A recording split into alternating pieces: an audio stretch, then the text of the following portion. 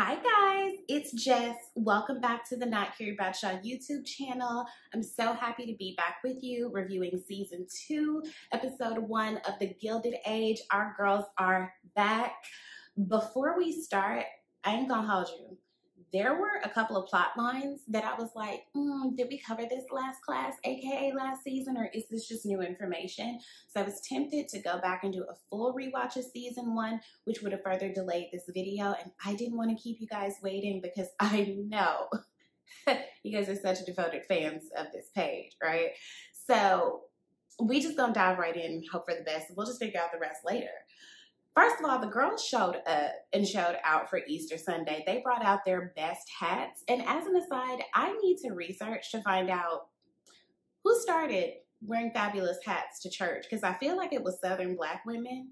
But I will take credit for literally anything, because I feel like we start everything. But I'll report back. Like, did we have the resources to be making fabulous hats and wearing them to church on Sundays? I don't know, but I'm going to find out. On Park Avenue, the Upper East Side, the girls are showing out and showing up for Easter Sunday. Our good Black family, the Scotts, are tragically in Philly. They are attending the funeral of Peggy's baby, who died of scarlet fever. Now, again, did we cover that last class, or is that a new plot line? They are absolutely devastated. The what ifs are endless. Of course, we're still upset with the father. But here's the thing, we don't know that but for his interference, the baby would have survived scarlet fever. And when one of the more insidious parts of grief is that you want to blame someone for the loss. So he's a really easy person to blame. So they're still very pissed at Arthur, okay? But I think that the mom, Dorothy, is grieving especially hard. She's grieving harder than Peggy about the loss of this baby, but either way, this tension in their household leads Peggy to hit up her good sis Marianne, like, bitch, can I come back to work? I need some distance. It's a lot going on. Everything is not okay in the home. And Marianne is like, girl, absolutely, but is Aunt Agnes going to be a bitch about it? Remains to be seen. Like, let our girl have her job back. In this economy, sweetie, come on. So the overarching main theme of this episode is that we have competing gangs, okay? So you have the Academy of Opera Bitches on one side, and then you have the Metropolitan Opera Bitches on another side. The Academy is the old money, established. This is how you assert yourself in society. This is where the rich meet the other rich and get together to make more rich. And they won't accommodate any of the new money bitches, okay? Bad bitches to the left, money bitches to the right, meet in the middle, okay? Now, Mrs. Russell said, bitch, let's meet in the middle.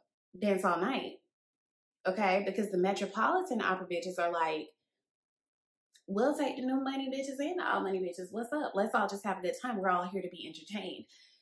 Some of us, okay? Because Mrs. Russell don't even like opera, per what her husband said. She just wants to be a part of high society.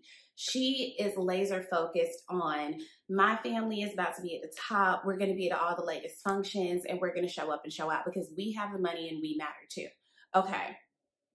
Mrs. Aster obviously is an old money girl. Mrs. Aster has pledged fealty to House Academy of Opera Girls, okay? Mrs. Russell is happy to be on the good side of Mrs. Aster, but she's playing chess, not checkers. This is a precarious place in which to be. Why would I sign up to play second fiddle to somebody who really doesn't even have as many resources as me? She's just more connected. But why would I sign up to be her lapdog when I can establish myself as the top dog, as the apex predator? So she decides to host a function at her house. It's going to be for all opera enthusiasts. Meet in the middle, dance all night. Meet in the middle, dance all night. And Mrs. Russell is a stunt queen of all stunt queens, because not only did she bring these two factions together so that people could hear both sides, which turns out the Academy Opera Girls aren't even putting forth the money to get all the top opera acts of the time. You know, so this guy's like listing off, girl, we got this person, this person, this person. Okay, we got Megan Thee Stallion. We got Sexy Red. What are we dealing with her right now? You know what I'm saying? We got all the good girls. We paying money for the good girls. The Academy's not doing it. Y'all might want to come over here if you really want to be entertained, right? Mrs. Russell said, baby, I'm going to do you one better. I'm about to have the Beyonce of the time perform at my house.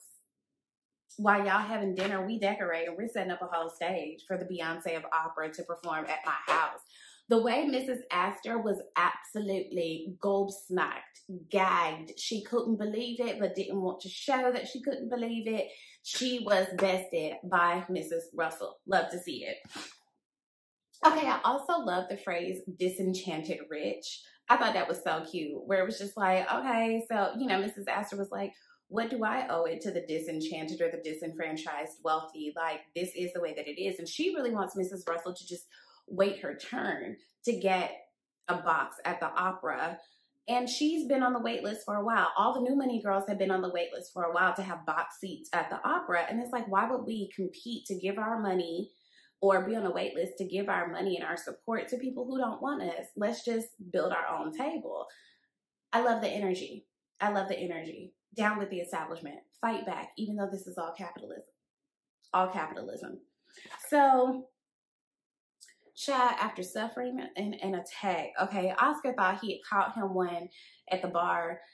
He got robbed, okay, by a potential John, a boo, or whatever.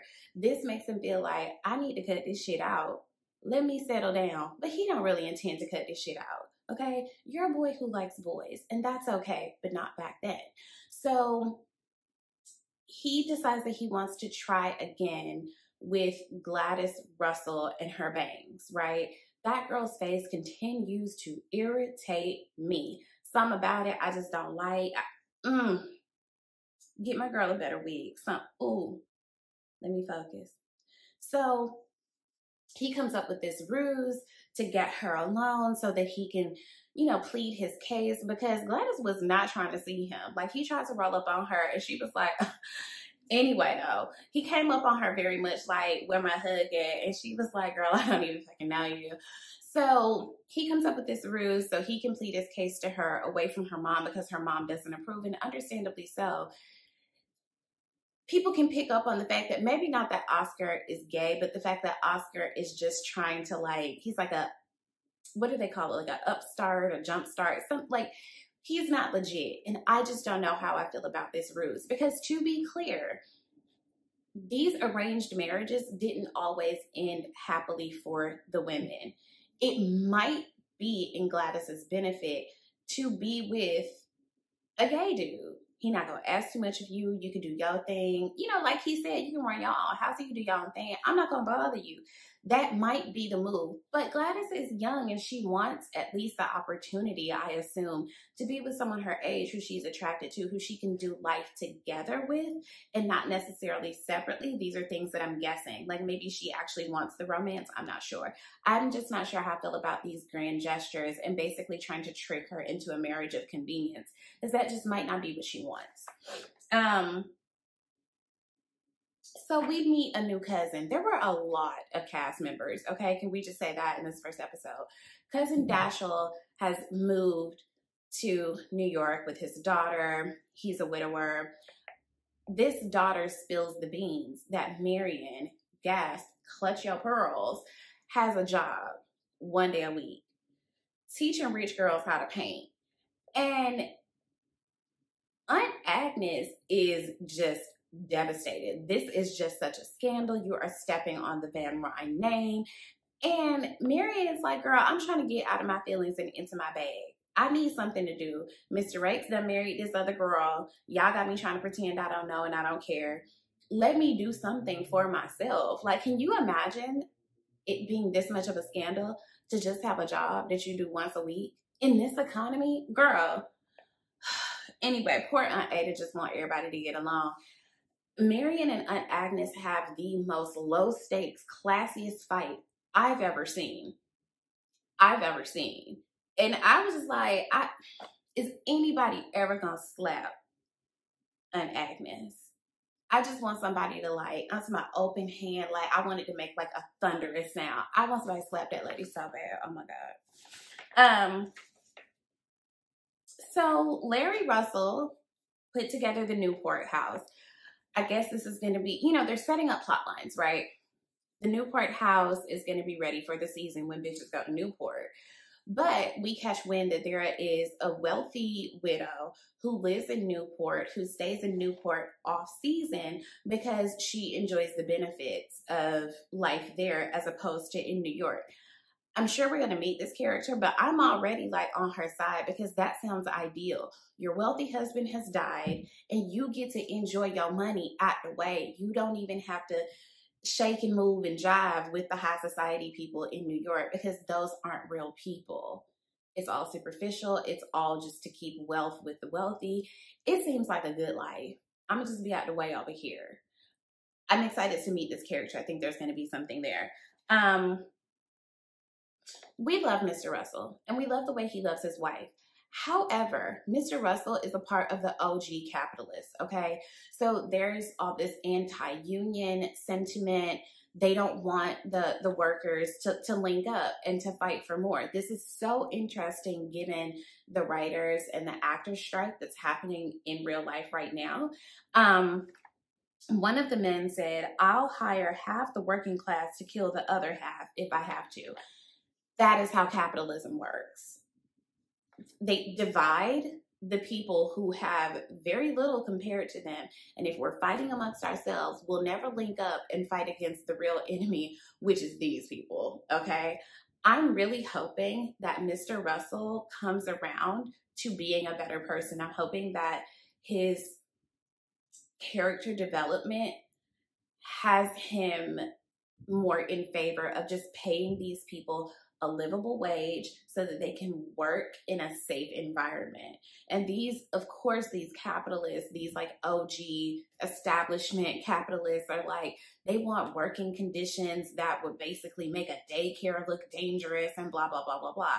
People just want to be able to go to work, do their job, make a livable wage, pay their mortgage, feed their family, and not die at work while doing it. Okay, could you imagine working at a steel mill back then? Child, please. Absolutely not.